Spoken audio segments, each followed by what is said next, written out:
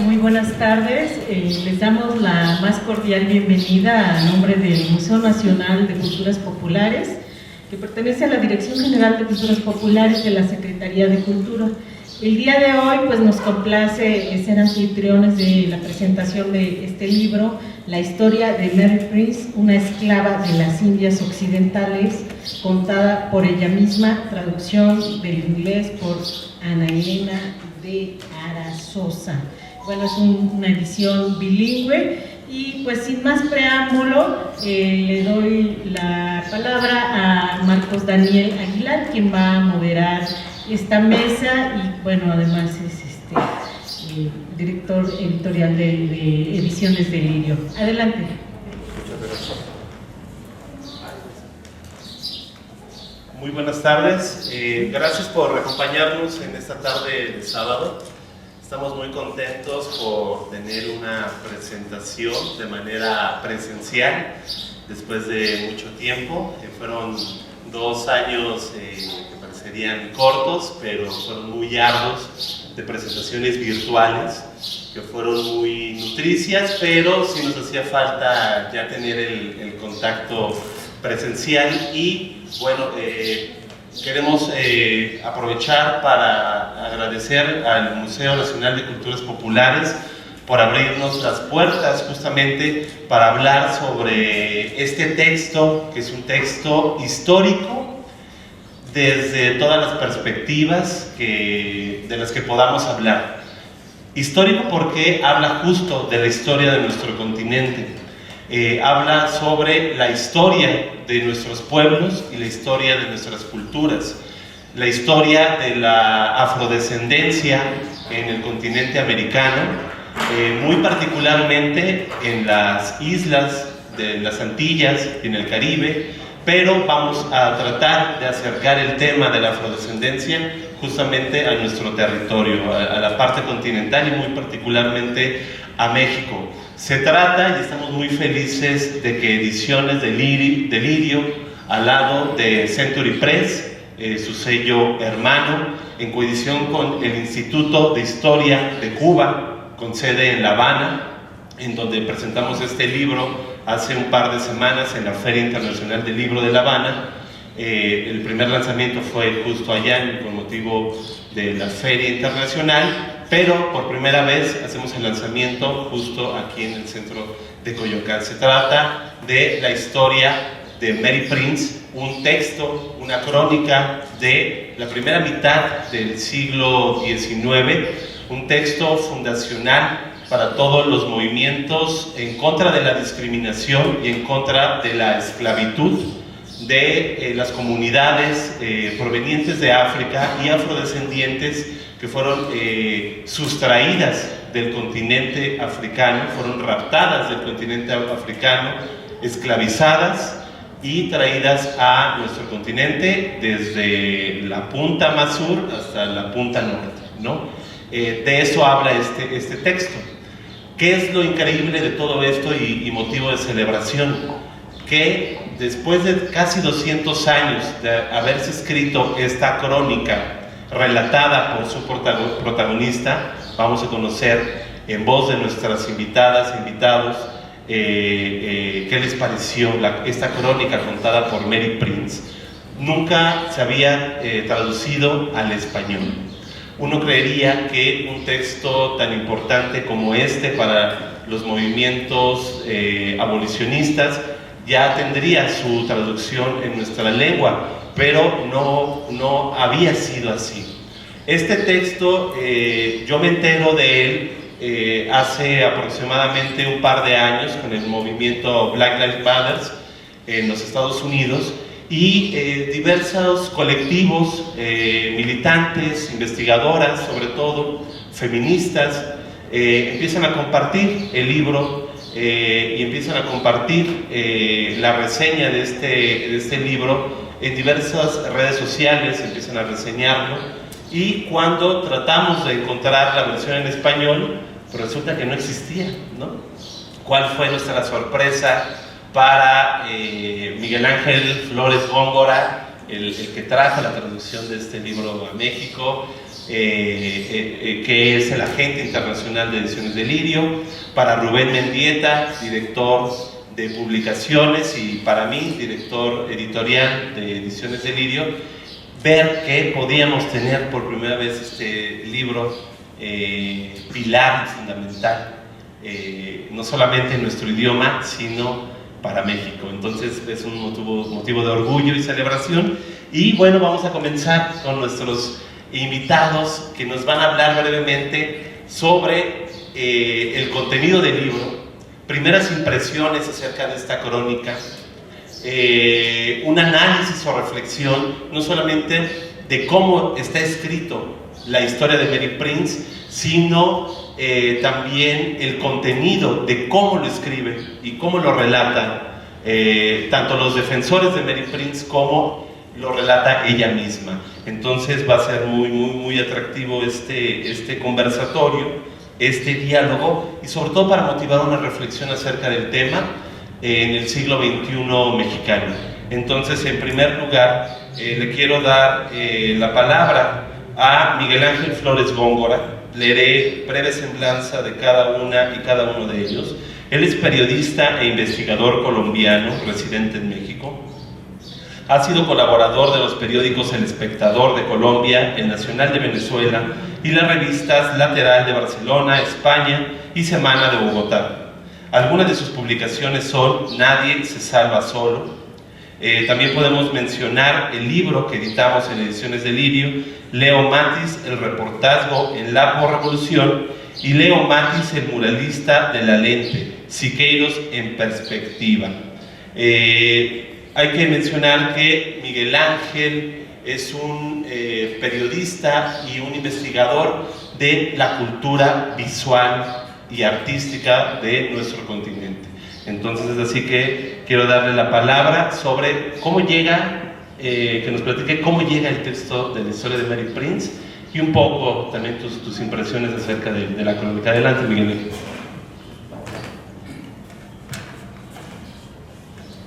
Gracias, Marco. ¿Se escucha? Sí. Bienvenidos todos y todas a esta charla sobre el libro de Mary Prince. Gracias, Marco. Bienvenida Nadia Sanders, Raquel y Mariana. Qué emoción tenerlas aquí para hacer este diálogo sobre esta primera versión, esta primera traducción del libro de Mary Prince en español. Yo creo que lo primero que tendríamos que precisar es el hecho de que la historia de Mary Prince, de una historia del siglo XIX, que es la historia de una mujer esclava que decide contar su vida, la experiencia de su esclavitud, cuando sale de Bermudas hacia Londres, hacia 1800, es uno de los primeros testimonios de una voz femenina dentro del canon de la literatura afroamericana. De manera que tener ahora la oportunidad de haber encontrado el espacio con Ediciones Delirio, de realizar este proyecto, representa una enorme satisfacción. Yo quisiera también aprovechar esta intervención para destacar el apoyo de Rubén Mendieta, director de publicaciones de Ediciones Delirio, ¿sí? de Marcos Daniel, y de Patricia, que está aquí con nosotros, que es la diseñadora de la portada del libro,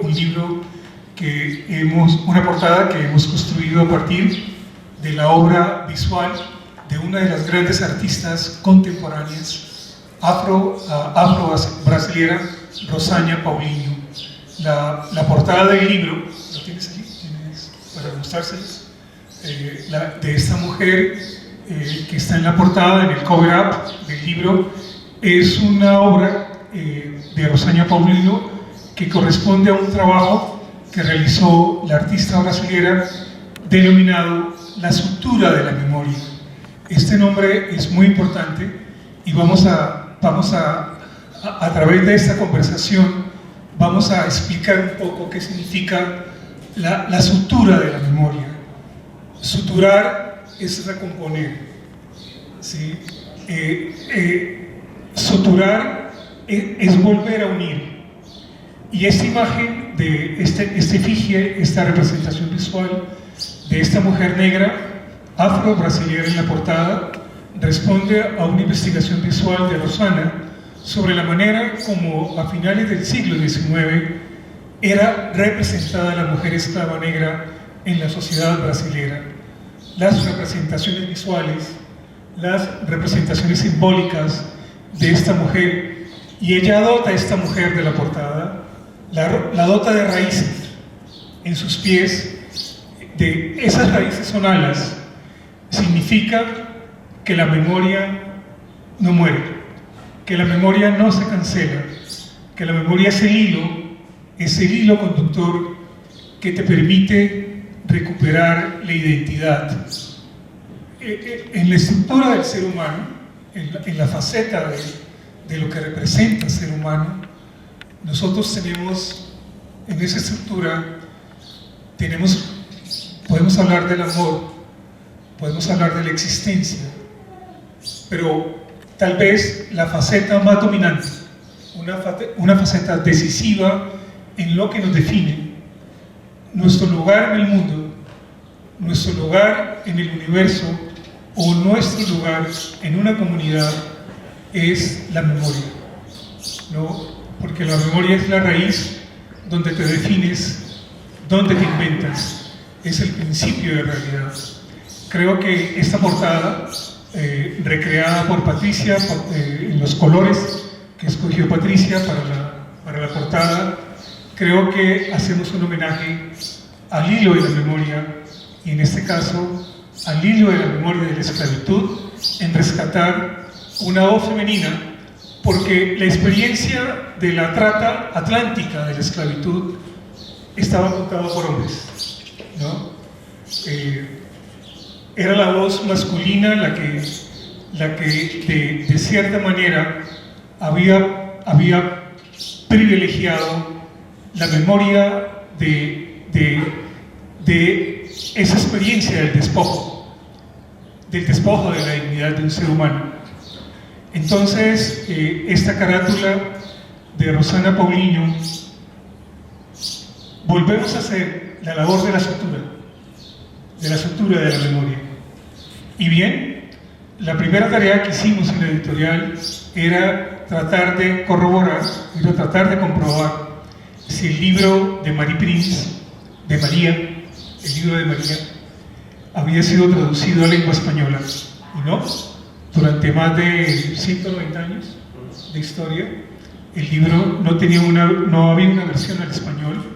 Hicimos la revisión del índice americano, del índice de la Biblioteca del Congreso de los Estados Unidos, de la Biblioteca Afroamericana de Madrid, de la Biblioteca Piloto, la Biblioteca Pública Piloto Pública de Nueva York, que es uno de los índices editoriales más completos en la historia de las publicaciones en Occidente, y sobre todo revisamos, por ejemplo, todos los índices de la biblioteca Luis Ángel Arango de Bogotá, y no había antecedentes de esta publicación. Entonces nos dimos a la tarea de recuperar el documento original que estaba bajo la protección de la British Library. La biblioteca británica tenía o tiene la protección del documento original, y pedimos una copia del documento original del libro de Marie Prince. Al mismo tiempo, nos comprometimos en la labor de saber quiénes estaban haciendo un trabajo de traducción de la literatura, de la memoria, de la literatura afroamericana, y nos conectamos con el Instituto de Historia de Cuba, a cargo de la presidencia de Joel Cordoví. Cuba, como ustedes lo saben, fue puerto esclavista en las Américas, uno de los principales puertos esclavistas en las Américas. Llevaba a Cuba la administración y casi que la contabilidad de este negocio de la trata transatlántica. Cuba también tiene, junto con el Brasil, los mayores archivos de la esclavitud en América, De manera que contactamos a los traductores vinculados al Instituto de Historia de Cuba, entre ellos a Ana Elena de Arazosa Rodríguez, una experta en literatura afroamericana, para comprometernos en una traducción en un inglés del siglo XIX. Un inglés, además, que tenía las particularidades de la manera como hablaba Mary Prince, una mujer que acababa de aprender a escribir y a leer. ¿Sí? Pudiéramos utilizar incluso, sin sesgo, sin sentido peyorativo, definirla como una mujer inculta, ¿no? Pero el inglés del siglo XIX, en la que se expresa ella, tiene esas resonancias, tiene esos giros lingüísticos tan especiales, ¿sí? A pesar de que en el proceso de la escritura del libro está apoyado por dos figuras importantes. Por un lado está Thomas Pringle, que es el editor que asume la apuesta de publicarla dentro de la causa de los inicios de los movimientos abolicionistas ingleses para mediados del siglo XIX.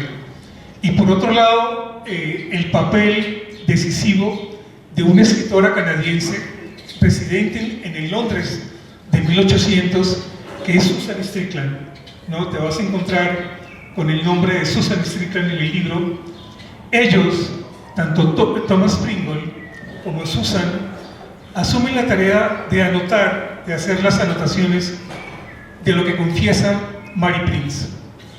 Y aquí hay un aspecto importante que queremos que pudiéramos conversar acerca, y lo conversaba también con Mariana, de que en el transcurso de hacer la confesión de la experiencia de la esclavitud, no hay en el tono de Mary Prince, no hay soberbia, no hay sentido de la venganza, y tampoco hay un sentido de postularse ante el mundo como la víctima de la esclavitud. Eso conmueve, ¿no? No hay esa voz estridente de sentirse la mujer que ha sido despojada de su humanidad en este sometimiento de la economía política de la esclavitud.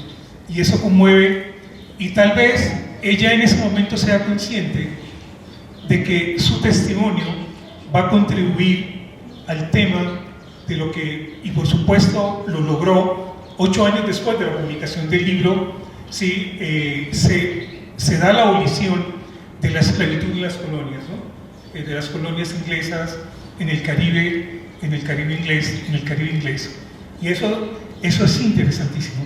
Yo creo que ese es un aspecto en el cual pudiéramos conversar más adelante, y otros datos y otra reflexión que vamos a aportar.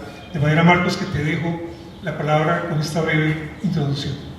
Muchas gracias, Miguel, por justo esta introducción de cómo fue el rescate, cómo fue la investigación, cómo fue el trabajo justo de traducción por parte de los colaboradores del Instituto de Historia de Cuba, y sobre todo cómo podemos recibir justo esta publicación, y sobre todo esos giros lingüísticos que marcas, que son muy interesantes y que podríamos hablar también acerca de ello. Bueno, pues quiero pasarle ahora el micrófono a Mariana Abreu Olvera, quien también nos acompaña esta tarde. Ella es licenciada en Historia por parte de la UNAM y está en proceso de titulación en la maestría en la misma disciplina. Cabe mencionar que ella es integrante del grupo de investigación Escritos de Mujeres del ISUE de la misma universidad, de la Universidad Nacional. En su tesis de licenciatura abordó la manera en que se ha escrito la historia del comercio transatlántico de esclavos desde las universidades británicas y norteamericanas en el siglo XX y el siglo XXI. Su tesis de maestría es sobre el pensamiento de Harriet Jacobs, esclava estadounidense del siglo XIX. Ha impartido clases de Historia Universal, Historia de la Cultura, Historia de México en diversos niveles, y es co-creadora y editora de la revista digital Pluvia. Mariana Abreu Olvera, muchas gracias por acompañarnos, y pues el micrófono es todo tuyo. Muchas gracias. ¿Sí se escucha? Me voy a leer.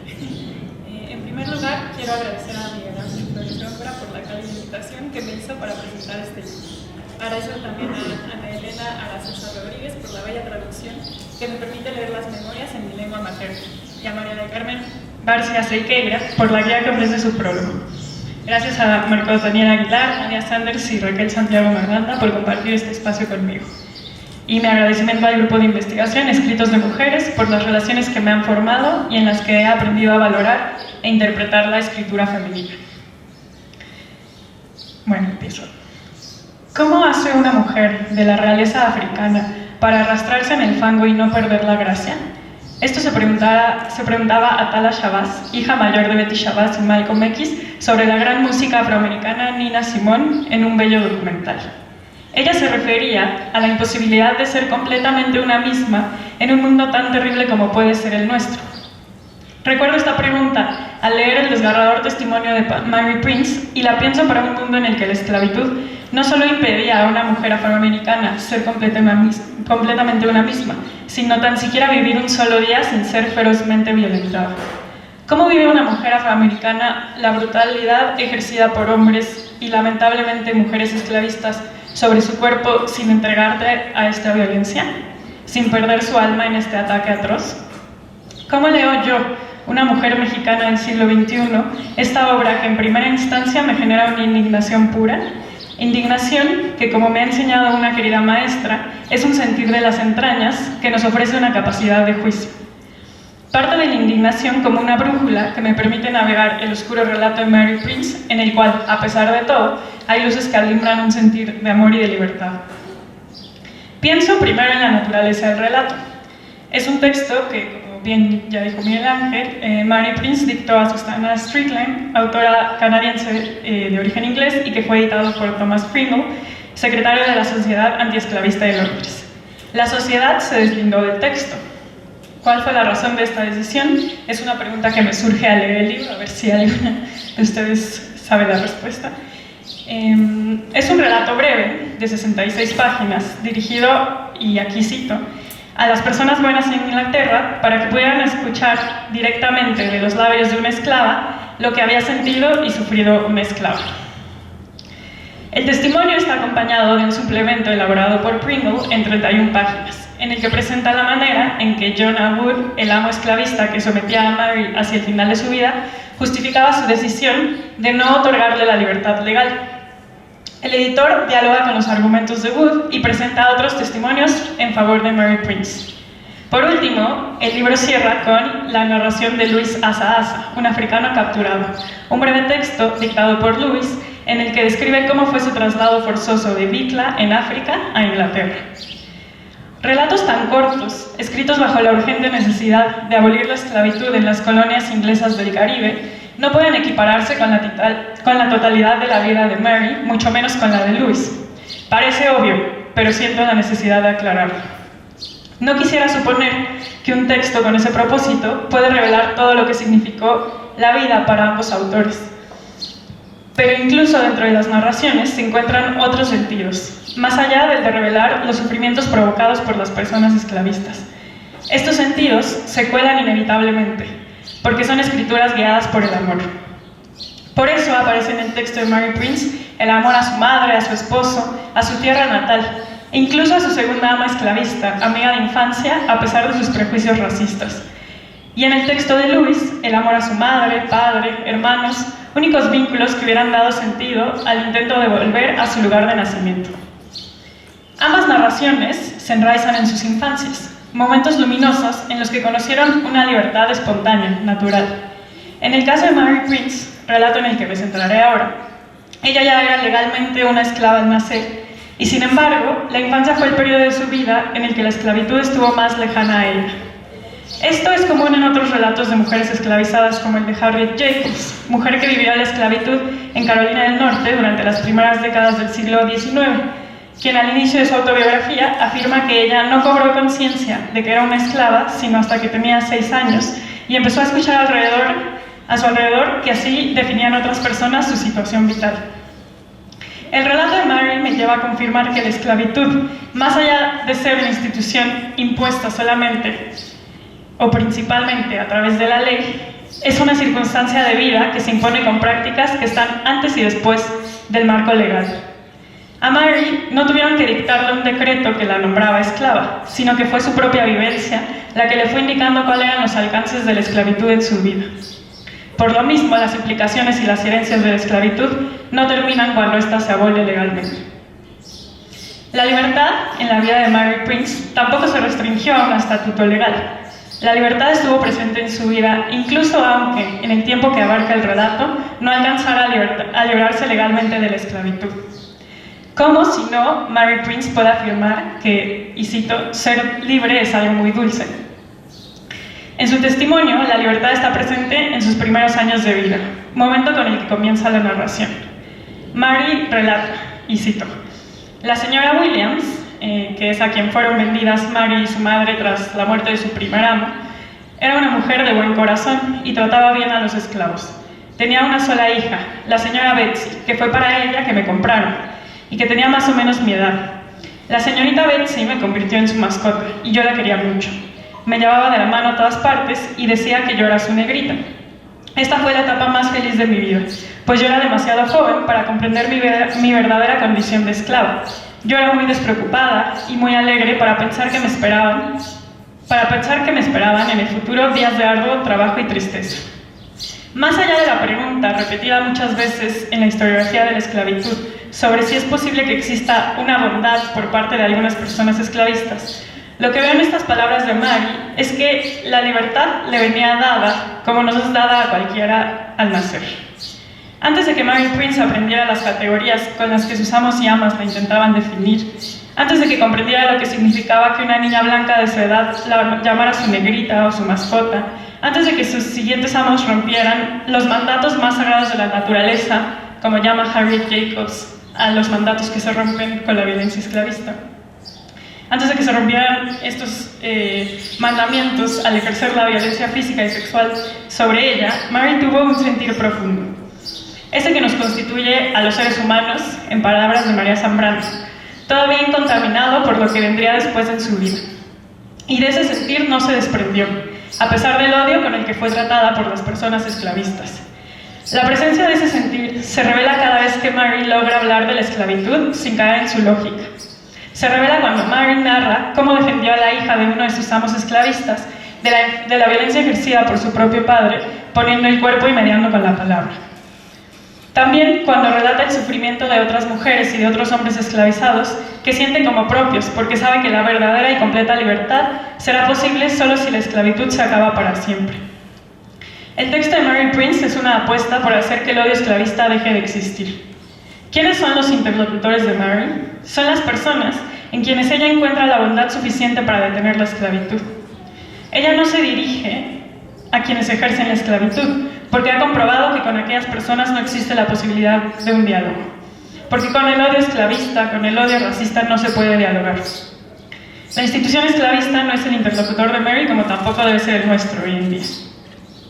El de Mary Prince es un relato crudo, directo, puro sobre lo que sus amos fueron capaces de ejercer sobre ella. Los daños eran demasiado profundos y atravesaban el cuerpo y el alma de la autora de formas que apenas podemos comenzar a imaginar a través de la narración que nos ha llegado. Pero a pesar de la enorme violencia infligida sobre Mary, se vislumbra que en su corazón no ocupó el odio. Lo que cabía era la verdad que decía su cuerpo sobre lo vivido, sobre la tremenda injusticia, sobre la sinrazón de la brutalidad, sobre los efectos que tenía la esclavitud en el corazón de las personas que la sostenían. Y aquí cito: me atrevería a decir que todos no eran malas personas, pero la esclavitud endurece el corazón de los blancos hacia los negros y sin pensarlo, muchos expresaban sus comentarios en voz alta, sin tener en cuenta nuestra tristeza, sin importarles que sus palabras eran como pimienta de cayena en las recientes heridas de nuestros corazones. Esos blancos tienen corazones pequeños, que solo tienen sentimientos para ellos mismos. El relato de Mary no se insertaba dentro de una ideología, no defendía una doctrina social, no elaboraba categorías para entender racionalmente algo imposible de comprender, como es la existencia del racismo y la esclavitud. Mary apelaba al sentir de quienes pudieran empatizar con su historia y la de muchas otras personas esclavizadas. En ocasiones, en los estudios sobre las autobiografías escritas por personas que fueron esclavizadas, se afirma que estas fuentes carecen de una mayor complejidad por el hecho de ser testimonios escritos o dictados. Incluso durante buena parte del siglo XX se desconfiaba de la verdad que podían decir estos relatos, por ser textos subjetivos publicados con propósitos políticos antiesclavistas. Yo pienso que un gran valor de estos textos, particularmente del que ahora presentamos, está justamente en su ajenidad a los marcos con los que se hablaba de la esclavitud en el pensamiento filosófico o político. Marcos en donde no cabía el dolor ni tampoco el amor. El de Mary es un texto que se mantiene en el origen, que habla del sentir y la experiencia fuera de lógicas dicotómicas, de argumentos que dialogan con la ley o con el poder. No opone argumentos al racismo, tampoco a las prácticas esclavistas. Esta forma de dialogar sí la encontramos, por ejemplo, en el suplemento que añadió Thomas Pringle, hombre inglés cercano a estas maneras de comprender la realidad, comprensiblemente, ¿no? Él intenta ofrecer contraargumentos racionales, objetivos, imparciales, frente al odio visceral que sentía Jonah Wood hacia Mary. Ella, en cambio, sabía que la razón no era a lo que había que apelar para que la destrucción esclavista saliera de los corazones de aquellas personas. Se trata de un pensamiento de la experiencia, profundo, necesario para que la esclavitud no tenga lugar ni siquiera como posibilidad. ¿Qué podemos aprender sobre la realidad, sobre la esclavitud, sobre nosotras mismas y nosotros mismos del relato de Mary Prince? Además de lo más evidente, que es constatar, una vez más, la inhumanidad injustificable de la esclavitud, podemos aprender sobre otra forma de colocarse frente a ella. Una manera propia de muchas mujeres y también de algunos hombres, como Lewis, de vincularse con la realidad sin dejar que el odio tome lugar. Es muy especial de las autobiografías de mujeres y hombres esclavizados en América que no le declaran la guerra ni simbólica ni físicamente a la esclavitud. No utilizan los mismos caminos ni las mismas formas de los perpetradores esclavistas para defenderse de ella, porque las herramientas del amo nunca desmontan la casa del amo, como dijo Audre Lorde. La escritura de Mary Prince muestra una manera de responder a la violencia esclavista mediante la huida de sus daños, la expresión de la verdad del sufrimiento vivido, la afirmación de la libertad, la confianza en la vida y lo divino, el camino del amor y la verdad. Mary decía, y cito, «Debo rezar y pedir a Dios que cambie mi corazón y que me permita conocer la verdad, y entonces la verdad me hará libre». Las palabras de Mary Prince me recuerdan a otra escritora, lejana en el tiempo, en el espacio y en sus experiencias vitales, pero que vivió circunstancias también inhumanas. Se trata de Etty Hillesum, mujer de origen judío que vivió en 2 campos de concentración durante el régimen nazi. El sentir que guió su vida se expresa en estas palabras suyas, y cito, «No veo otra salida que aquella en la que cada uno de nosotros se repliegue en sí mismo y extirpe y destruya dentro de sí todo aquello que conduzca a la convicción de tener que destruir a otros. Tenemos que estar convencidos de que cada chispa de odio que nosotros añadamos al mundo lo hace más inhóspito de lo que ya es». Mary, como Etty, me enseña la posibilidad de transformar el mundo, que la posibilidad de transformar el mundo se juega en, y repitiendo las palabras de Mary, que cambiemos nuestros corazones, en vivir como ellas el camino de la verdad y del amor, y confiar que esta manera de interpretar la dureza del mundo se contagie, como lo hizo el relato de Mary Prince con la abolición de la esclavitud, de forma que se extirpe el odio, o al menos se sosiegue en quienes insisten en ir en contra de la vida y destruirla. Celebro la inauguración de la colección Justicia Racial con este libro. Su creación es fundamental en un mundo en el que la violencia patriarcal, el racismo, la destrucción de la naturaleza, la injusticia y en general el odio a la vida y a las diferencias siguen guiando las decisiones desesperadas de quienes tienen en sus manos el poder. El resguardo, la traducción de relatos como el de Mary Prince y los vínculos que será posible vislumbrar entre los textos que conforman esta colección son de una potencia innegable. Estoy segura de que los libros que vengan podrán darnos claves para interpretar el mundo de forma más armónica. Gracias.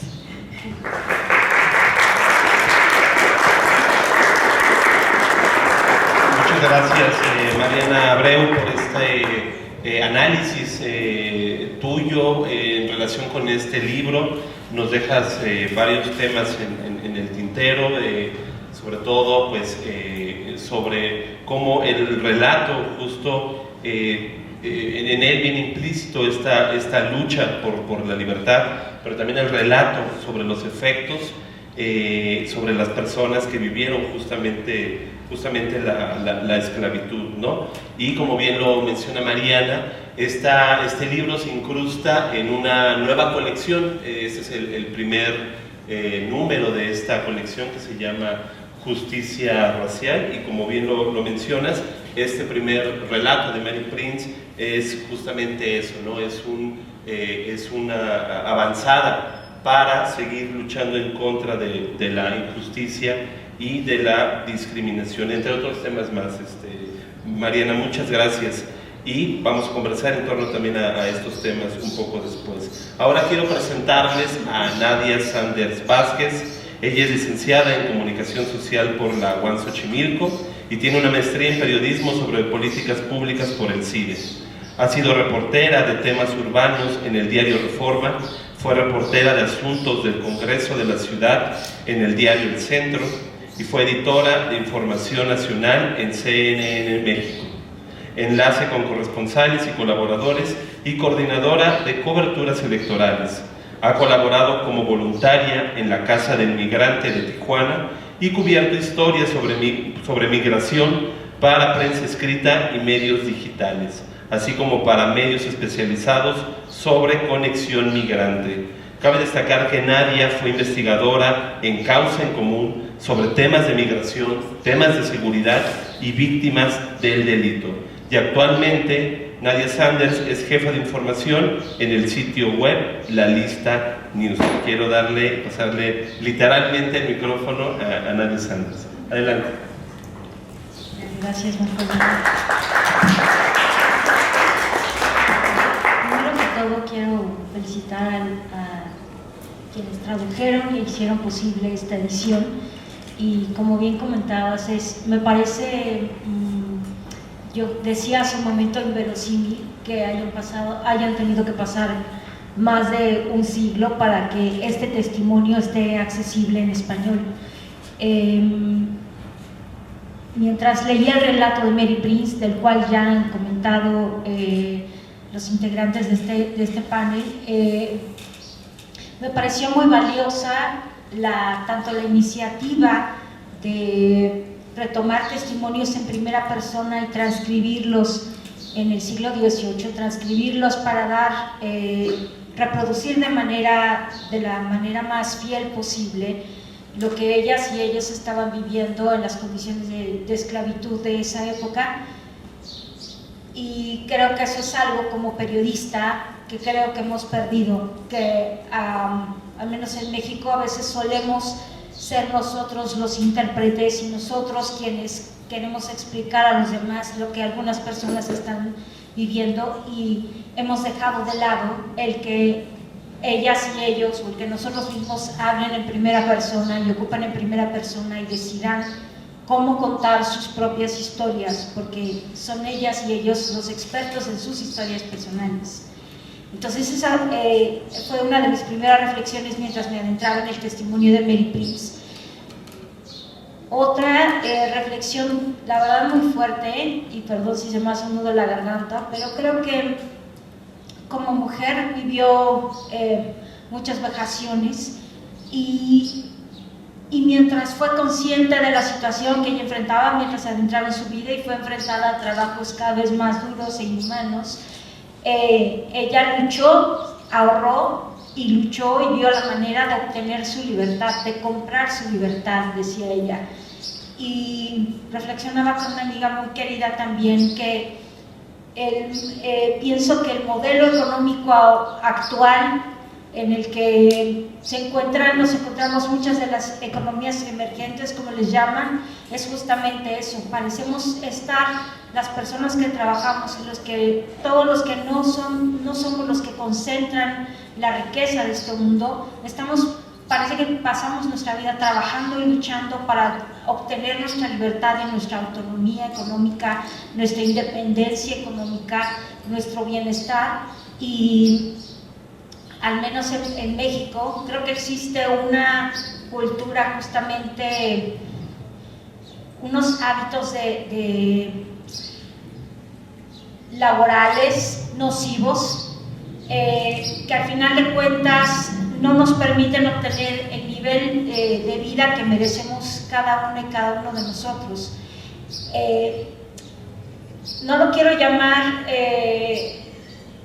sirva este ejemplo y esta forma de explotación. Además, el modelo de la esclavitud se mantuvo tantos siglos justamente por intereses económicos, por intereses, por todo lo que era carísimo comprar a una persona esclava, era sumamente caro, y había un mercado negro tremendo de extracción, como ya decía Marcos Daniel, del continente africano hacia tierras de América, desde el sur al norte, y había un mercado negro brutal, un comercio desmedido, y gran parte de las decisiones para frenar o la abolición de la esclavitud, al menos en México, fueron los intereses económicos. Y esos creo que siguen presentes en muchas situaciones, y eso explica por qué tenemos un salario mínimo tan ínfimo, y por qué tenemos condiciones laborales como las que tenemos la mayoría de los mexicanos. Y todo estaba permeado por eso. Vicente Guerrero, el primer presidente de ascendencia africana en México, era incluso representado, hasta lo hacían más clarito en las pinturas cada vez, porque pues qué vergüenza tener un presidente negro. Él abolió la esclavitud, él emitió un decreto para abolir la esclavitud, pero algo de lo que frenaba ese decreto era cómo iban a indemnizar a los dueños de los esclavos, porque era de, muy bien, tú los quieres liberar, pues tendrás que compensarnos el Estado por todo lo que yo ya invertí en comprar a estas personas. Obviamente no hubo tal indemnización, el país estaba, entonces no fue el caso, pero todas esas reflexiones me quedan, y sobre todo he de decir que yo cobré conciencia de mi raíz afrodescendiente gracias a Raquel Santiago. Tuve la fortuna de conocerla en el diario Reforma hace muchos años, y ella, puedo decir que es quien me evangelizó en el buen sentido, y de hacerme consciente de esa raíz que ha sido borrada de nuestra historia en México.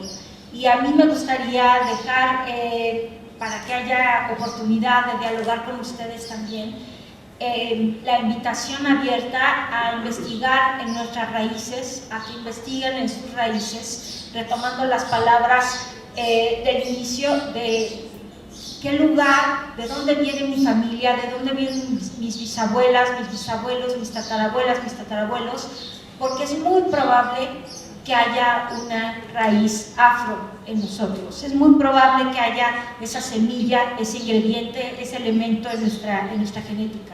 Y he de decirlo, en mi propia familia se vista como un accidente de la genética, es como, pues, salió algo así, ¿no? Pero se niega, a pesar de que somos de la costa de Oaxaca, es como muy loco, pero esa invisibilización que hay en México tan fuerte, creo que no nos permite reconciliarnos con nuestra historia, reconocerla y saber justamente qué lugar ocupamos en la sociedad actualmente. Muchas gracias y felicidades a los traductores y a los editores. Gracias.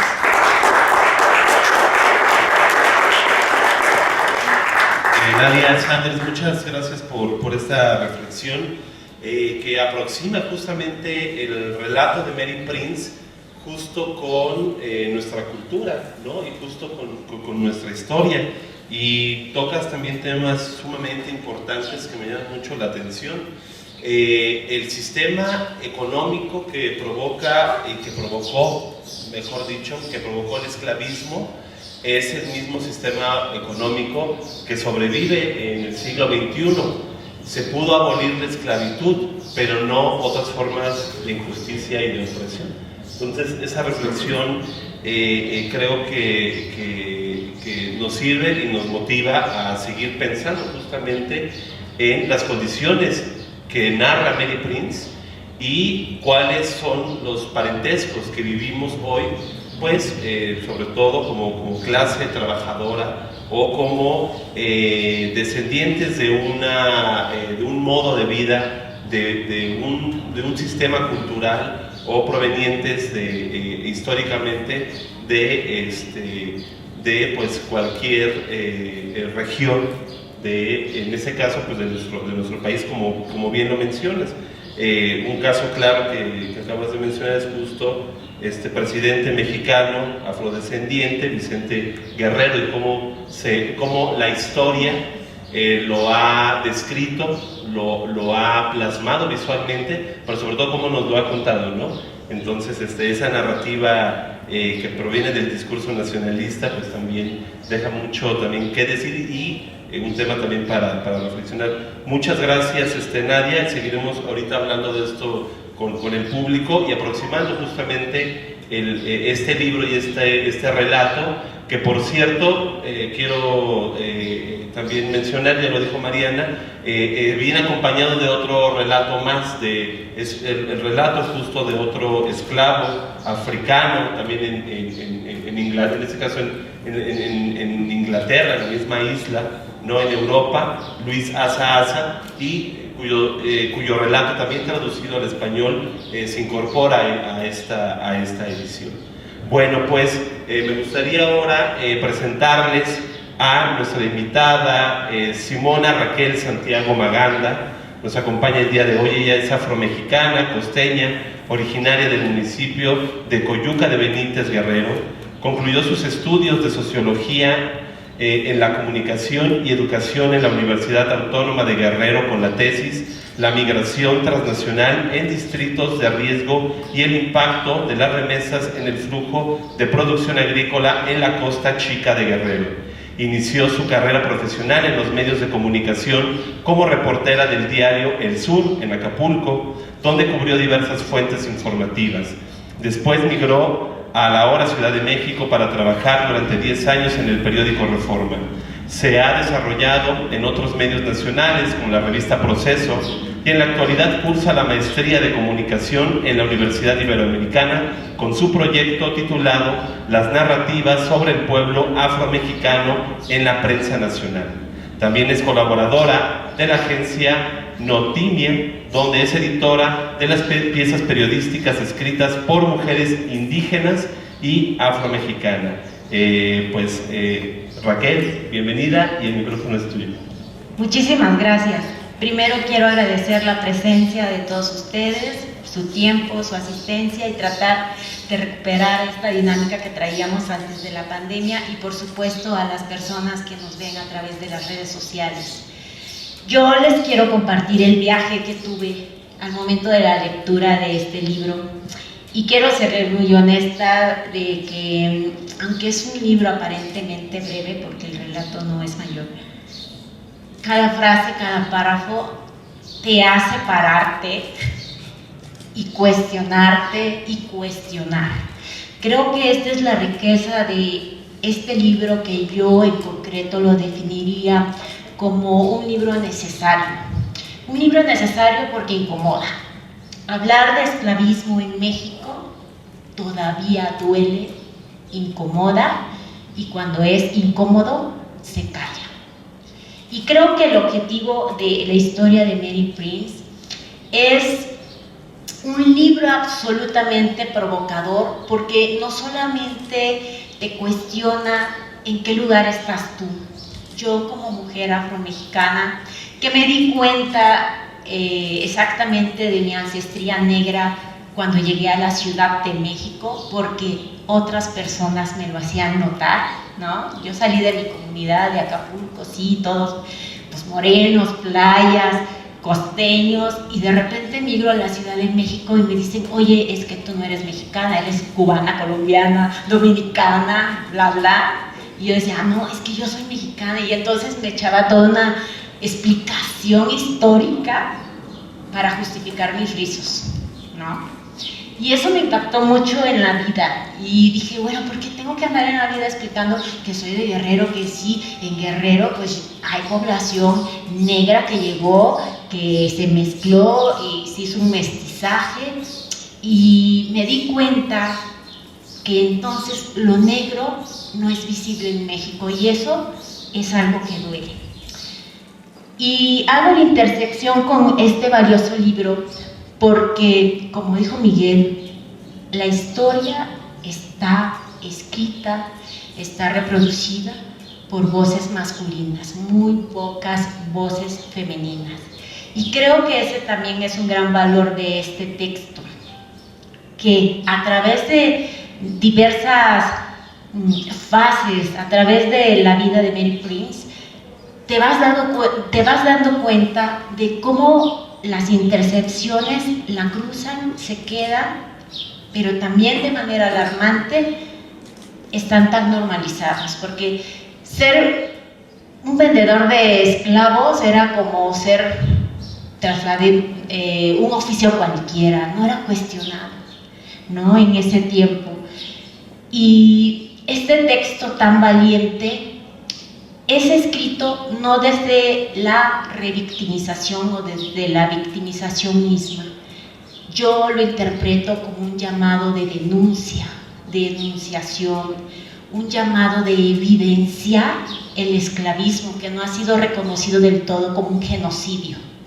Hay otras masacres, hay otros exterminios que son reconocidos como tal. El esclavismo siglo XXI no ha sido reconocido del todo. En México estamos en pañales, en Colombia nos llevan años luz en todo esto de la identidad, de la identidad negra africana. En México todavía sigue siendo un tabú. Y creo que este es un texto que obviamente sugiero que lo lean, lo compren, porque les va a dar muchos cimientos de cuál es nuestra enunciación personal hasta ahorita. Quizá ustedes no se identifiquen o no crean que hay como una vinculación con la raíz negra, sin embargo, créanme que este texto tan provocador y tan emocional les va a hacer cuestionar e incluso indagar sobre este origen. Creo que Mary Prince, aunque es considerada como una mujer inculta, entre comillas, ha hecho un texto muy valiente, porque también ha compartido su generosidad en el sentido de que sí, habla de su vida propia, pero también habla de otras personas que enfrentaron de manera diferente, porque sus circunstancias eran así, la violencia y la falta de autonomía de sus propios cuerpos. Una de las preguntas que a mí me reventaban tanto mientras yo lo leí, dije, qué duro ha de ser que tú como persona no tengas una autonomía ni siquiera para tratar de pensar como a ti te gustaría. Durante este texto ustedes van a encontrar sueños de ellas, deseos de ella, pero también una conciencia muy arraigada en que ella era esclava y que casi su destino era ese, ¿no? Esta conciencia desde ser una niña que a los 6 años se da cuenta de su condición es absolutamente dura. Imagínense ustedes que dentro de su lenguaje cotidiano sea ser considerada una mascota de alguien, ¿no? Una propiedad de alguien más, como si fuéramos bros, una silla, una mesa dentro de una oficina, ¿no?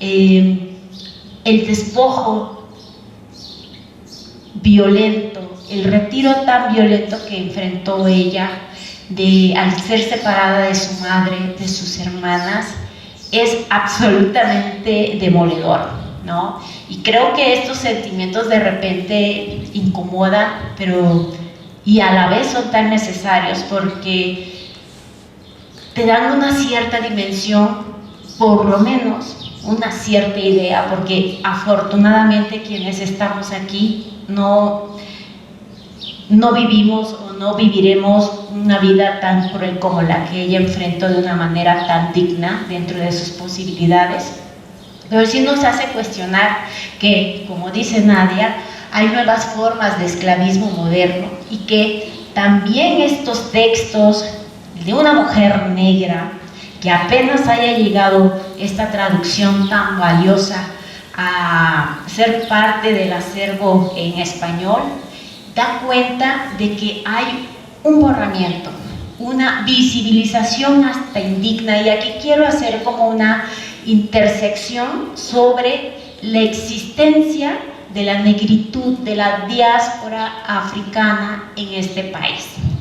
Hay colectivos, hay colectivas que están desde hace más de una década luchando por la visibilización digna, porque de repente sí se escribe sobre el pueblo afromexicano, sobre las personas negras, sobre las personas afromexicanas, pero en muchas ocasiones se suelen reproducir estigmas, estereotipos. Nadie, absolutamente nadie, se quiere o se identifica con alguien que tiene una representación negativa. Entonces yo quiero reiterar y reconocer también la lucha de muchas mujeres activistas y hombres activistas que en la cuestión de la prensa nacional son más las mujeres las que han tomado la garra y se han convertido en fuentes informativas y han salido en diversas notas periodísticas diciendo: sí, yo soy negra, desde un referente de orgullo nacional, porque el discurso del mestizaje ha borrado la diversidad étnica. Si alguien se enuncia como mujer afromexicana, afrodescendiente, mujer zapoteca, mujer mixteca, inmediatamente viene la corrección política, decir: oye, pero es que todos somos mexicanos y mexicanas, ¿no? O sea, siempre nos corrigen, y eso es un parámetro súper interesante porque te das cuenta que es vista la diferencia o la otredad como una amenaza cuando debería de ser una riqueza cultural, epistémica, en todos los ámbitos, social y política. Entonces creo que por lo menos yo como mujer afromexicana les puedo decir que durante mi lectura de este libro me estremecí muchas veces, estuve así como el nudo y me paré y lo dejé, y entonces tuve el viaje de reflexionar sobre mi niñez, sobre lo afortunada que tengo que leer una historia así y no vivirla. Sin embargo, hay millones de vidas que se extinguieron en este genocidio del esclavismo que no tuvieron la fortuna de contar sus propias experiencias. Y creo que Mary Prince hace un honor, hace una memoria a ellas, al recordarles y hacer una llamada de denuncia a la humanidad, ¿no?, a la sociedad, y cuestionar esta mujer que no fue a la escuela, inculta, que su vida siempre fue explotada, que su cuerpo no era de su propiedad, ¿no? Al ser una conciencia que intentase liberar, cuestionar, enunciar y denunciar que las vidas negras también tenían voz propia. Muchísimas gracias.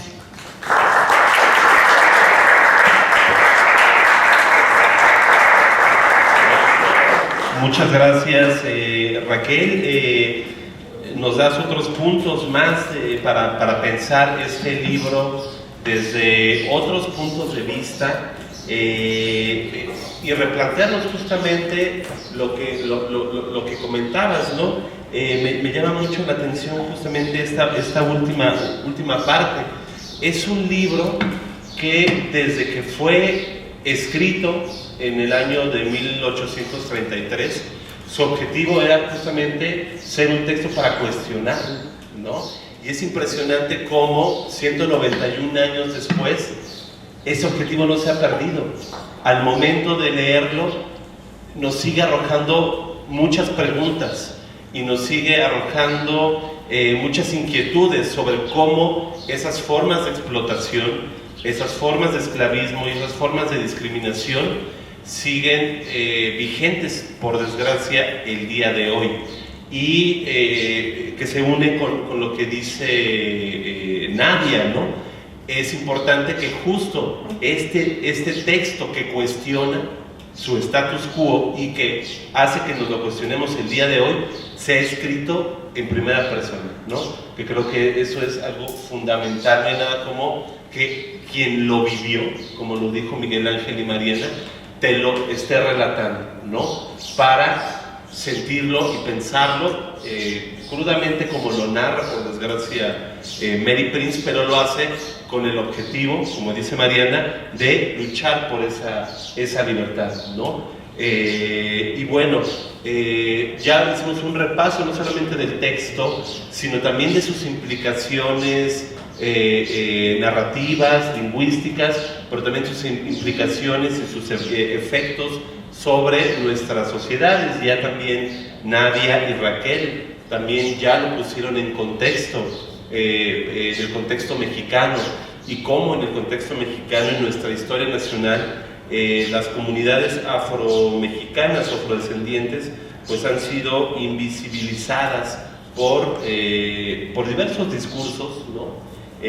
No solamente por el discurso del mestizaje vasconcelista, sino también desde el origen de nuestro ser nacional. Y bueno, me parece que es un punto de arranque para dialogar con nuestro público, ¿no?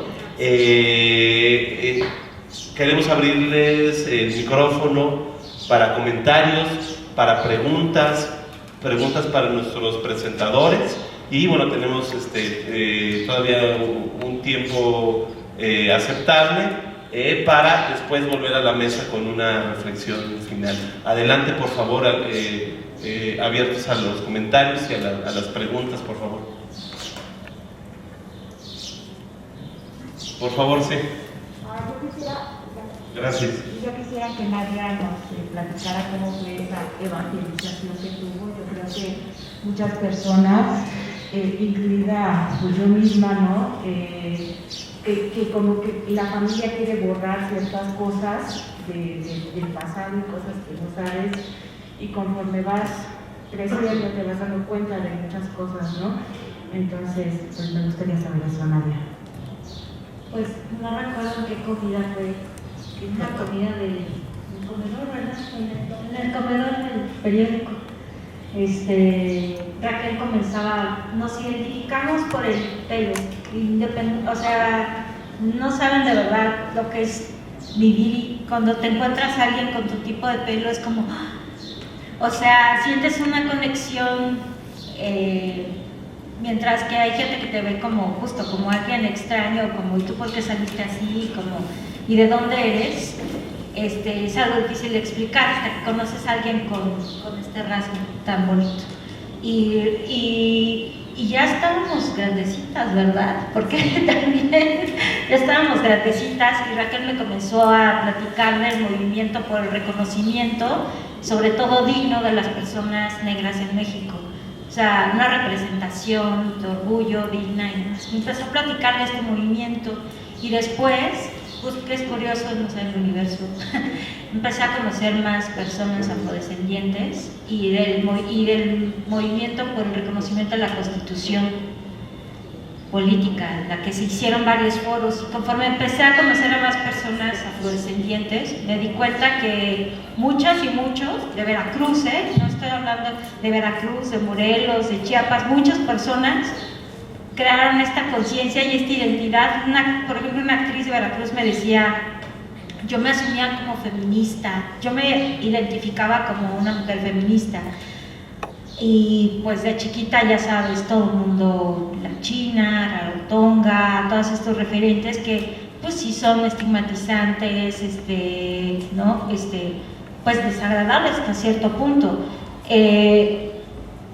Y cuando vienen los foros del reconocimiento de la inclusión en la Constitución, ahí es donde mucha gente se empieza a dar cuenta y se encuentran. Pero esto ocurrió para muchas personas a los 30 años.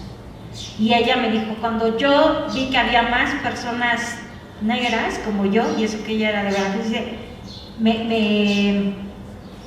me sentí completa, realmente descubrí esa identidad, no solo como feminista, sino como afrodescendiente feminista. Más o menos así.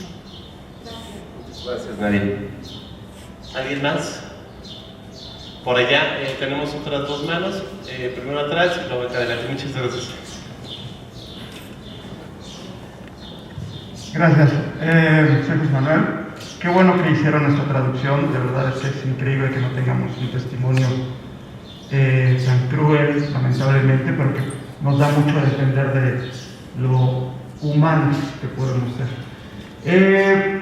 Ustedes hablaban del esclavismo moderno, y en México hay más de 300.000 personas, se calcula, en esta situación de esclavismo, y en el mundo hay muchas otras, ¿no? ¿Qué les dejó esto? Es decir, ¿qué podríamos ver después de ese testimonio de lo que ustedes han dedicado también para ver la descendencia afro en México, en otros lados, que pudiera eliminar este sistema? Pareciera que también el humano tiene esclavos desde hace mucho, antes de la colonia había esclavitud también.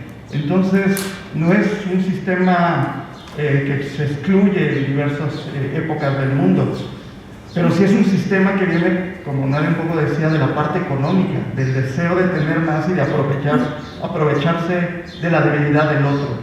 Entonces, me gustaría saber este testimonio, ¿qué les dejó como para ver si hay una esperanza de poder cambiar esta situación? Y sobre todo que en México, insisto, sigue habiendo esclavos y los vemos en la calle todo el tiempo, niños que trabajan para sus padres, que no sé si sea esa esclavitud, pero que no se enteran que están haciendo unas cosas que no deberían de hacer como infantes, y lo ven quizás hasta también los 6, 7 años que se dan cuenta que tienen una condición que no es la normal. O las personas que trabajan en el metro, en fin, diversas situaciones que se dan frente a nuestros ojos y que parece que no tienen una solución. Yo voy a intentar responder parte de esa pregunta. Yo creo que un gran primer paso es desnormalizar lo normal, ¿no? E imágenes como estas de que nuestro jefe nos pide, los que afortunadamente tenemos trabajo, pero nuestra jefa nos pide trabajo a las 10 de la noche, eso no es normal. La narrativa de la normalidad la hemos acogido tal cual, pero en realidad cuestionar estas acciones y tratarlas de deconstruir nos ayuda mucho a entender que hay una serie de narrativas, hay una serie de acciones que están basificadas en lo que creemos que debe de ser, y no es así. Hay una frase que le escuché alguna vez a una persona que dice: si lo aprendimos, lo podemos desaprender y lo podemos ajustar. Y creo que en este sentido es valioso cuestionarnos y que no nos dé miedo la crítica. Y otro segundo paso es expresarlo, como lo hizo Mary Prince en este texto, enunciarlo, decirlo, que quede testimonio, que empecemos como a sembrar esas semillitas de deconstrucción y decir, no, es que esto no es normal, ¿no? A lo mejor no tenemos la respuesta de manera inmediata, pero vamos construyendo juntas y juntos toda esta serie de discursos que tienen un impacto directo en acciones concretas. Y creo que, pues suena muy básico, lo sé, pero creo que ese es uno de los primeros pasos que deberíamos de hacer, ¿no? No quedarnos callados. Sé que cada quien tiene sus circunstancias diferentes, pero también estoy convencida que la acción, la voz propia, que no se debe de apagar. Si alguien más quisiera agregar a esto, abierto el micrófono.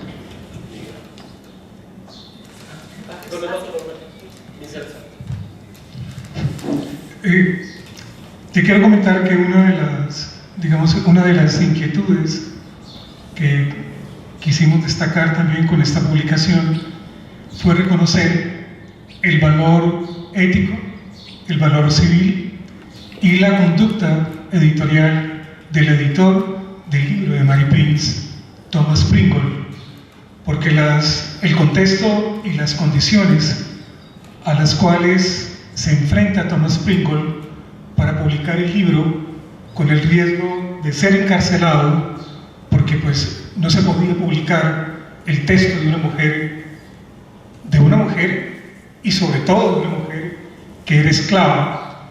Si eras esclava, estabas por fuera de todo derecho, ¿no? Sí.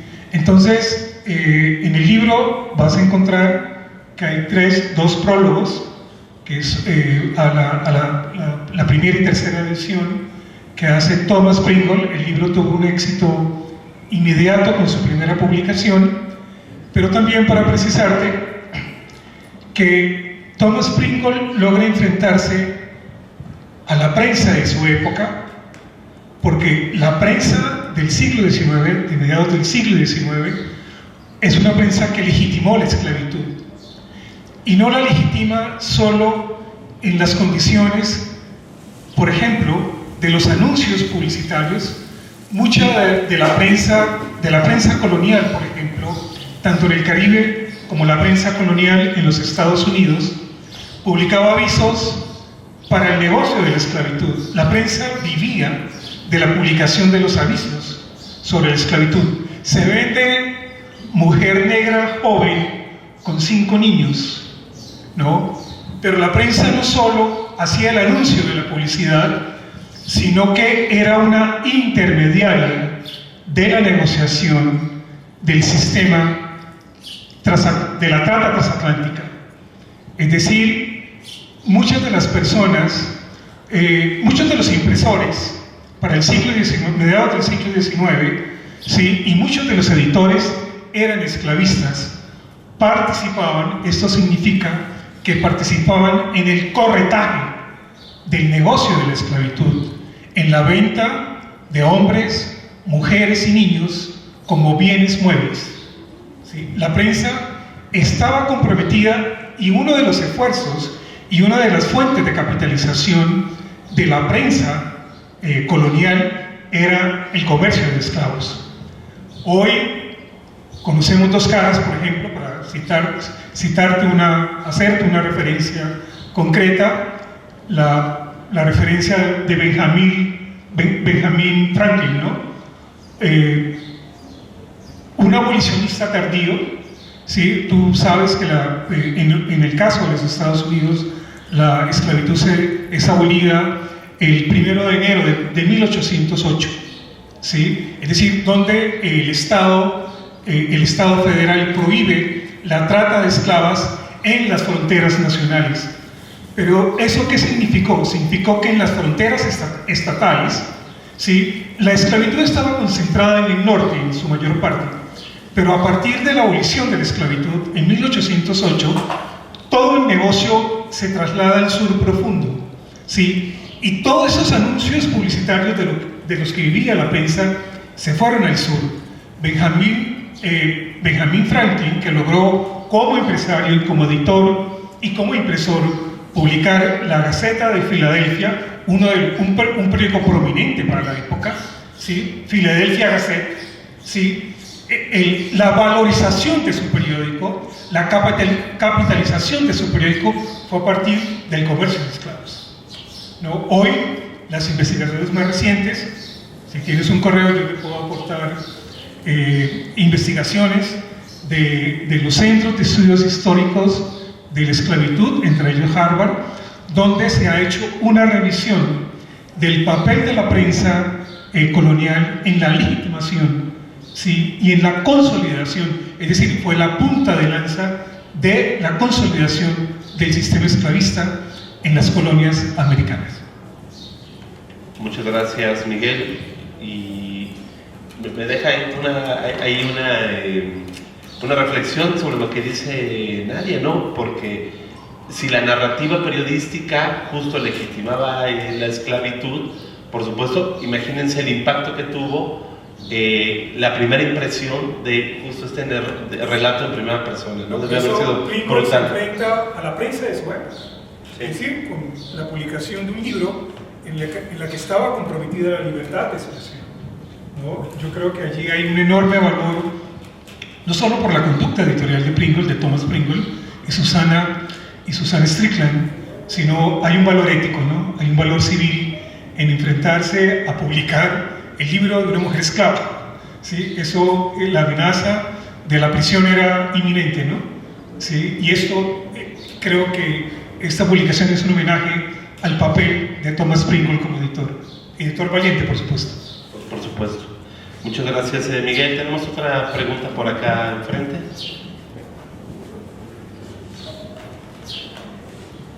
Hola, primero felicitarlos a todas y a todos porque ha sido como una charla muy interesante.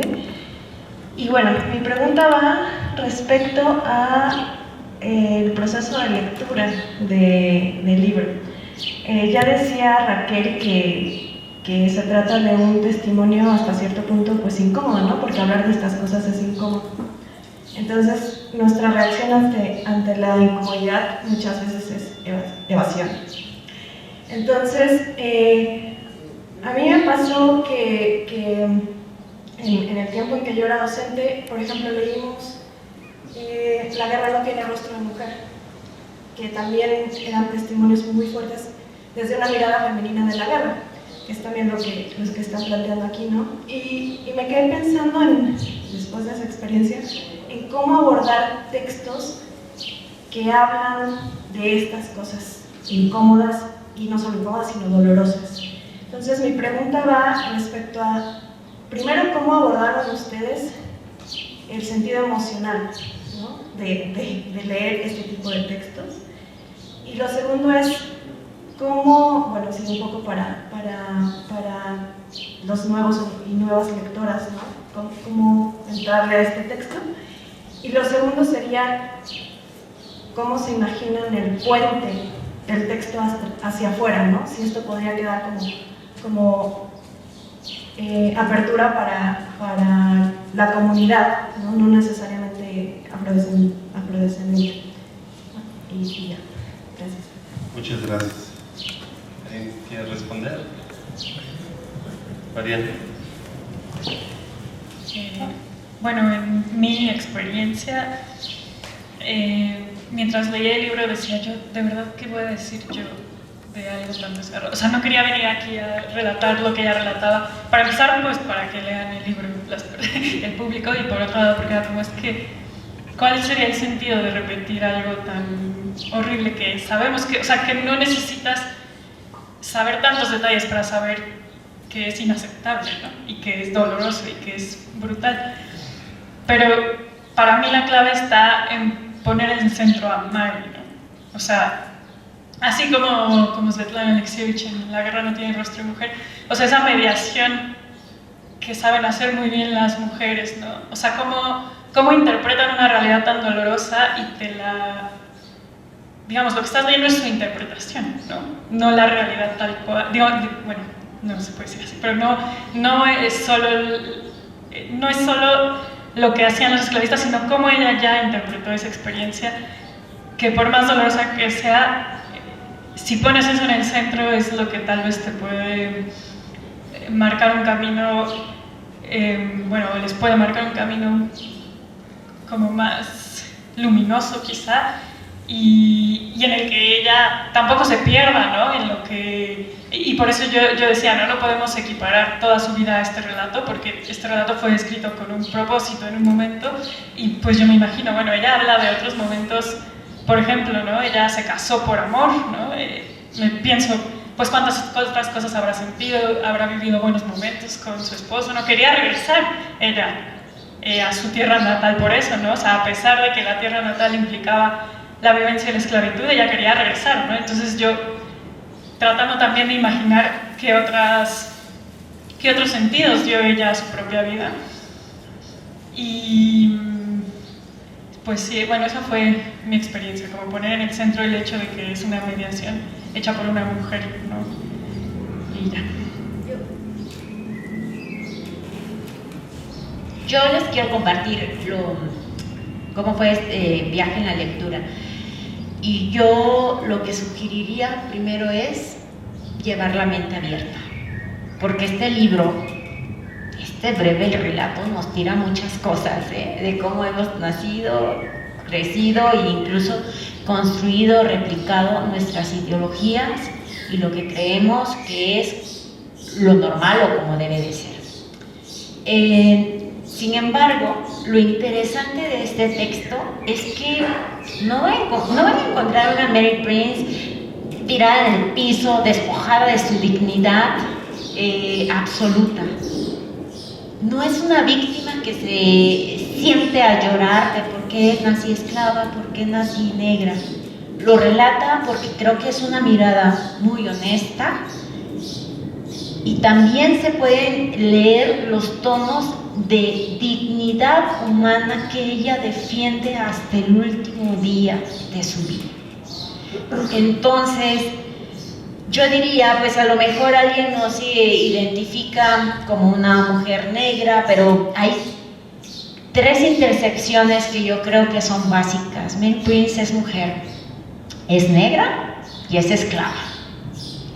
En alguna intersección, nosotras mujeres caemos. Y a lo mejor no hemos pasado por que nos vendan y nos pongan en un mercado y que nos revisen el cuerpo para ver si somos aptas para el campo algodonero. Los dientes, ¿no? Es decir, como caballos, como yeguas, si tienes una buena dentadura, ¿no? Si tus músculos y demás, bla. Sin embargo, dentro de esta lectura sí, yo creo que nos podemos encontrar, hombres y mujeres, algún punto de encuentro. Y eso es lo interesante, porque uno puede decir, ay, pues sí, las Indias occidentales, yo estoy en México, ¿no? Pero lo maravilloso de los textos, y en especial este, es que aunque pareciera algo tan lejano, sí hay un punto en que te encuentra. Y mi invitación es, nuevamente, que sí puede haber una incomodidad, pero que también la abracemos, la reconozcamos y vemos por qué es esa incomodidad, porque eso nos puede ayudar mucho a entender por completo no solo la vida de Mary Prince, sino el contexto actual, siglo XXI, de cómo vivimos las mujeres, cómo están las comunidades afromexicanas, afrodescendientes en México y cómo está construida nuestra historia mexicana con este blanqueamiento ideológico. Muchas gracias, Mariana y Raquel, y por supuesto seguimos hablando de que es un libro incómodo. ¿Por qué es un libro incómodo en el año 2022, ¿no? Pues porque hay esos elementos justamente de los cuales nos acaban de decir. ¿Alguien más? ¿Algún otro comentario por allá? Por favor, muchas gracias. Y por acá. Sí. Bueno, pues muchas felicidades por la publicación. Siento que los libros son detonadores de muchas conversaciones más allá de su contenido. Pues este libro nos permite también hablar de sistemas de explotación actuales, de otras cosas que a lo mejor no están puntualmente dichas en el libro, pero que el libro es una herramienta muy poderosa, creo, y qué bueno rescatar una voz, sea por la historia, y eso pues es conmovedor, ¿no? En general. Ahorita que hablaban de historia y de cómo México ha escondido un poco su relación con la raíz afro, hace unos años presentaron el libro de Emiliano Zapata y la Revolución, un libro que hizo John Womack, que es como el gran biógrafo de Emiliano Zapata, y hicieron una reedición, y fue muy interesante porque en el prólogo mencionaban que la Revolución Mexicana, sobre todo la de Morelos y del sur, fue una revolución afro, y que no se había narrado, digamos, la participación de afro en la revolución, ¿no? Porque no fue una revolución con una narrativa indígena, sino que estuvo amalgamada por toda la comunidad afro, ¿no? Por ejemplo, esas cosas son súper importantes que en la historia no se habla tampoco, ¿no? Entonces, bueno, pues muchas felicidades, no es ninguna pregunta, nada más un comentario y enhorabuena. Muchas gracias. ¿Alguien quiere comentar algo al respecto? Sí, por favor, Raquel. Perdón, parece karaoke, hacía también acaparo el micrófono en mis conciertos personales. Pero eso, justamente, una de las demandas de la lucha de los derechos de la ancestría negra en México es que la historia narrada en los libros de textos reivindique la presencia de la historia afromexicana, afrodescendiente negra en este país. Efectivamente, muy pocos libros documentan la participación, pero en la revolución la comunidad negra tuvo una participación increíble, increíble. Incluso hay una tribu que se autodenominan como mascogos, que están en Coahuila, y ellos llegaron allá para defender la frontera. O sea, y eso muy pocas personas lo saben, precisamente porque no está dentro de las narrativas principales. Se nos enseña que las personas negras llegaron a América en buques como esclavos, punto, ¿no? Y ya de ahí se van perdiendo y pareciera que no existieran. Pero si ustedes miran dentro de la arquitectura, dentro de la gastronomía, dentro de la música, dentro de la construcción política, dentro de la construcción social de este país, hay una presencia de la diáspora africana. Entonces es súper válido que rescatemos esto para conocimiento general, porque además tiene consecuencias sociales políticas que deben de ser evidentemente evidenciadas, y porque además es parte de nuestra historia personal. Muchas gracias, Raquel. Muchas gracias. Por allá, por favor, Rubén.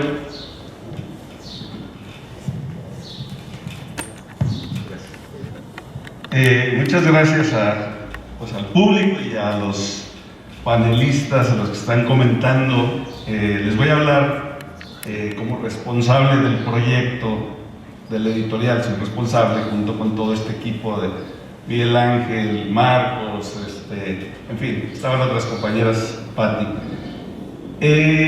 Algo de lo que yo quiero abonar a todo lo que ya se ha dicho y de la importancia de este libro es que una de las preocupaciones de la editorial, aparte de la publicación, que fue un rescate y que siempre ha hecho, la editorial ha estado rescatando cosas de la memoria. Nos importa mucho rescatar la memoria, desempolvarla, que se sepa, que conozcamos más, y esto es un aporte grandísimo. Un aporte más, aparte de la publicación, les digo, es que nos hemos planteado el equipo en la editorial que este libro no solamente llegue a las librerías, porque eso, bueno, hasta eso debo de decirlo y tengo que denunciarlo en este momento. El libro, si ustedes lo buscan en el Fondo de Cultura Económica, no está, y eso es increíble porque lo registramos, y ahorita me acabo de preguntar, no lo pidieron. Qué curioso. Digo, independientemente de las razones que sean, no le dieron la importancia.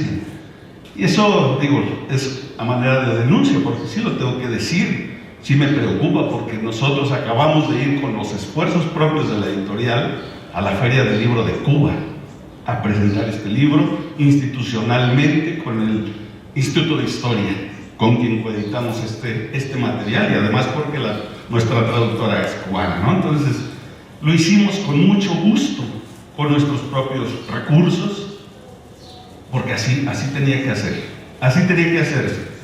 Les cuento esto porque nos hemos planteado en la editorial que este libro llegue a esas comunidades afro-mexicanas, afrodescendientes, y gracias a esta suma de voluntades, porque eso es lo que cuenta aquí, la voluntad que tenemos en la editorial, es que vamos a poder, por ejemplo, estar el próximo 21, desde la próxima semana, de hoy en 8, en Pinotepa. Entonces, con la comunidad afro, porque de eso se trata, que el libro llegue, pero no solamente que llegue a ellos, debería estar entre todo el público. Por eso me llama mucho la atención que no esté en las librerías del fondo, pero bueno, Sus razones tendrán y yo tendré que averiguar por qué no ha llegado, por qué no lo han solicitado, si ya está el registro, está en otras librerías. Pero bueno, abonando un poco a lo que ya se comentó y algo que yo les puedo compartir de esta presencia de nosotros en Cuba con el Instituto de Historia, es que ellos no tienen este problema racial. Ellos pueden convivir tranquilamente porque hay muchos blancos, mucha gente blanca, como sabemos que existen los negros, y no hay, para mí, yo no vi en ningún momento discriminación por el color, no lo vi. Más bien vi una forma de enseñar a los niños a convivir entre blancos y negros. Eso lo viví porque yo quería subirme a los camiones, que es un problema allá, su movilidad, digamos. Les contaba a mis compañeros que para trasladarse de aquí al centro, aquí nos tardaremos 40 minutos, allá les cuesta 3 horas. Es un problema, efectivamente. Pero como experiencia lo quise hacer también yo no vi una discriminación por ser extranjero, por ejemplo, para empezar. Y dos, lo que alcancé a ver con ellos es que los niños tienen una preferencia especial para las mujeres, eso a lo mejor aquí también, no lo sé, en los camiones, pero la convivencia desde la infancia, eso va determinando que no existe ese problema, ¿no?, de discriminación. Y yo les compartí a ellos que en mi país, desafortunadamente, pues a veces no sabemos ni que existen las comunidades afro. Eso es una realidad. O sea, mucha gente no sabe que hay comunidades afro. Y les tuve que compartir que sí las tenemos, como las tiene grandes otros países de América. Y que bueno, es un poco respondiendo a cómo hacer, cómo cambiar el chip para que no suceda esto por el color de la piel o porque eres de Veracruz o Guerrero o Oaxaca. Ya hay un distanciamiento o sí, cierta distancia. Bueno, pues yo creo que vamos a tener que trabajar mucho desde abajo. A veces ya arriba es difícil cambiarnos mentalidades que venimos arrastrando. Y efectivamente el esclavismo sigue existiendo muy velado, pero existe. Ahora somos esclavos del dinero y eso todos lo sabemos. Y nos condiciona para hacer muchas cosas, hasta para los proyectos editoriales, pero le damos la vuelta y lo sacamos, y ahí estamos. En fin, yo lo que quiero compartirles es eso, que nosotros queremos y vamos a ir a las comunidades o a donde nos están invitando, en este caso a Pinotepa, vamos a ir también a Guerrero, a Veracruz también creo que hay una invitación. Y en ese sentido, pues, ustedes que conocen la comunidad, también invitarlos. Vamos a rolar el cartel para que sepan que la editorial quiere que este libro esté con ellos y que sirva, que sea una pequeña chispa también para esa resistencia, ¿no?, contra la discriminación. Entonces, bueno, pues yo les quería compartir nada más esta parte. Muchas gracias y felicidades. Muchas gracias a ti, querido Rubén Mendieta, director de publicaciones de Ediciones de Lirio, que efectivamente, junto con la traductora, la maestra Ana Elena de Zaragoza, pues presentaron la historia de Mary Prince en La Habana. Muchas gracias. ¿Algún otro comentario? ¿Pregunta? ¿Reflexión? ¿Alguien más? Bueno, pues queremos dar una última ronda antes de despedirnos, una última reflexión justamente sobre lo que hemos conversado el día de hoy, ¿no? En torno a todo lo que surgió en torno a este libro, en torno a esta historia y su traducción al español. Les pediría a cada una de nuestras presentadoras una última reflexión, y a Miguel Ángel Flores Góngora también una reflexión y sobre todo qué sigue para la colección Justicia Racial. Y empezamos justamente en ese orden. Miguel Ángel, por favor.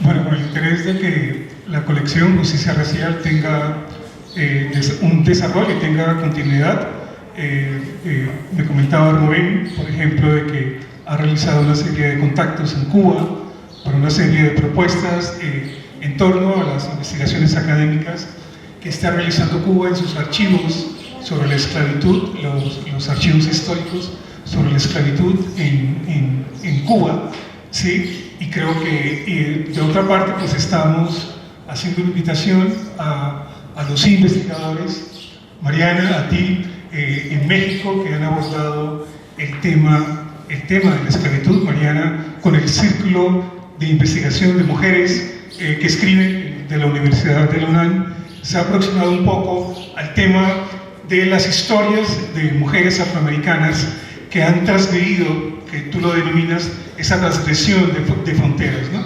Entonces, si pudieras precisarnos un poquito sobre las inquietudes en la que ustedes están investigando. Sí, gracias, Miguel Ángel. Bueno, sí, contarles, ya que Miguel Ángel lo trajo a la mesa del Grupo de Investigación Escritos de Mujeres, en el que trabajamos en la UNAM, en el ISUE, y el propósito es rastrear textos escritos por mujeres que hubieran circulado en la Ciudad de México. Y bueno, esto porque durante mucho tiempo, y quizás todavía ha habido un prejuicio, ¿no?, de que las mujeres no escribieron hasta el siglo XX, si acaso, porque a veces tampoco se recuperan los textos del siglo XX. Y entonces, bueno, la doctora Clara Inés Ramírez, que es quien dirige ese proyecto, tuvo la intuición muy certera de que había algo que investigar y que explorar, ¿no?, y que recuperar. Y bueno, yo trabajo ahí y mi tema de investigación digamos que esa ha sido mi comunidad de referencia, un poco para interpretar el texto de Mary y mis propias, las fuentes que yo he estudiado. Y yo con lo que me quedaría en general como reflexión es que digamos, no reducir, ¿no?, ni a Mary Prince ni a ninguna mujer a lo que han pretendido que sea, ni en el sistema esclavista ni en el mundo actual, ¿no? O sea, ninguna de las estructuras de dominio ha nunca logrado ocupar, ¿no? Nunca lo ha ocupado todo. Y entonces creo que es importante, y por eso decía, ¿no?, poner en el centro esos otros sentidos vitales que están ahí, ¿no? Siempre, o sea, nunca se pierden, y si se pierden, incluso desde ahí, ¿no? O sea, desde la libertad se ha interpretado lo que ocurre en la vida de alguien, ¿no? Entonces yo creo que ahí también está una clave, o sea, en recuperar estos escritos y estas genealogías para el presente mismo, ¿no? O sea, sobre esta pregunta de cómo erradicar la esclavitud en el presente hoy, pues yendo a estos textos no solo a ver qué nos enseñan de la esclavitud, sino cómo estas personas trataron de hacer que la esclavitud no existiera más, ¿no? Y tomar ese ejemplo de ellas también. Entonces, esa sería mi reflexión. Gracias. Muchas gracias, Mariana Abreu. Pues Raquel, Santiago, por favor. Gracias, trataré de ser breve, pero mi llamado sería que este libro es absolutamente necesario.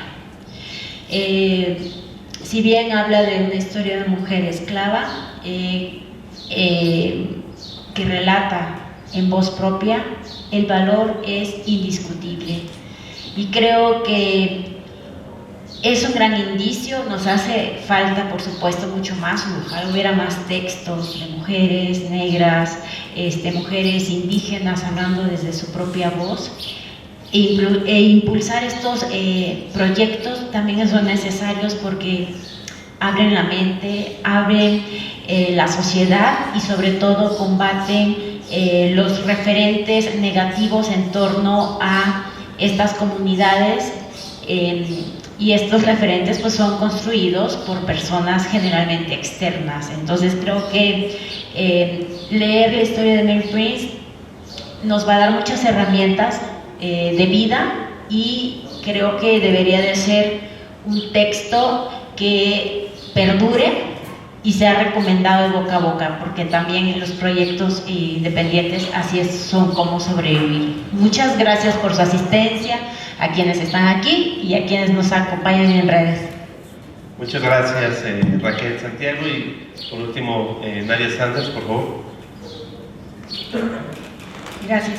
Bueno, solo como reflexión, frases como aquí sigo chingándole porque no queda de otra, horarios extenuantes, sueldos de miseria, los marcos legales en materia laboral, los países, las nuevas condiciones de contratación en beneficio para quién son, a quién beneficia el outsourcing hoy en día, frases gerenciales vistas como hacer más con menos, esa es la normalización a la que debemos estar atentos, conscientes y despertar día a día. Y por el lado del racismo, frases como mejorar la raza, está bonito aunque sea negrito,